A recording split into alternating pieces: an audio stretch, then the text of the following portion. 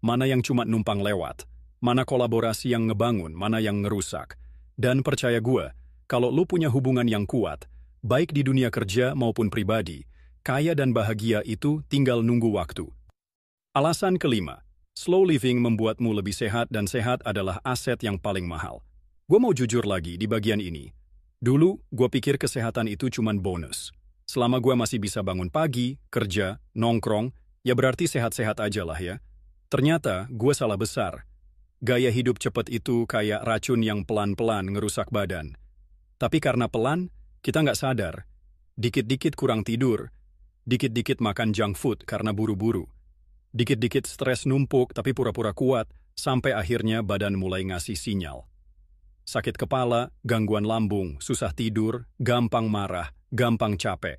Kalau terus didiemin, ya tinggal nunggu aja. Penyakit serius dateng, entah kapan. Dan lucunya, waktu sakit beneran dateng, baru kita sadar. Semuanya jadi nggak ada artinya kalau badan kita tumbang. Mau duit banyak, mau punya relasi segudang, mau punya proyek gede, semua percuma kalau badan udah nggak bisa diajak kerjasama. Slow living ngajarin gue buat berhenti memperlakukan badan kayak mesin. Badan kita tuh kayak partner kerja, bukan alat kerja. Dia butuh istirahat, dia butuh makanan yang bener, dia butuh momen tenang. Ketika gue mulai memperlambat hidup, tidur gue jadi lebih nyenyak, pola makan gue lebih mindful. Olahraga jadi sesuatu yang gue nikmati, bukan sekadar checklist wajib, dan efek dominonya gila banget. Karena badan lebih fit, pikiran gue lebih tajam. Karena stres lebih rendah, gue jadi lebih produktif tanpa harus ngebut. Karena energi stabil, gue bisa ngelakuin hal-hal penting dengan lebih maksimal. Banyak orang pikir slow living itu kayak hidup santai, males-malesan, padahal bukan. Slow living itu hidup dengan ritme yang lebih sehat, lebih sadar, lebih manusiawi. Dan kesehatan itu bukan cuma soal fisik, mental juga. Kesehatan mental itu mahal banget.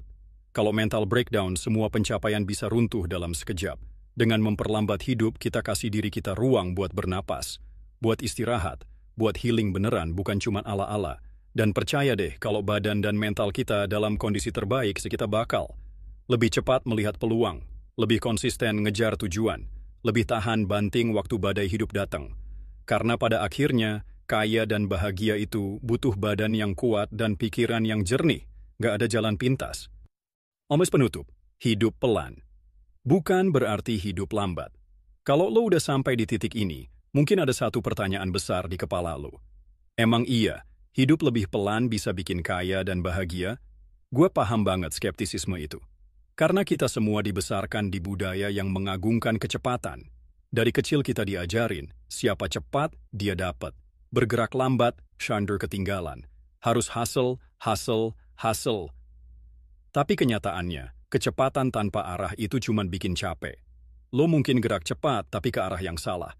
Lo mungkin sibuk setengah mati, tapi ujung-ujungnya kosong juga. Slow living ngajarin gue satu prinsip sederhana.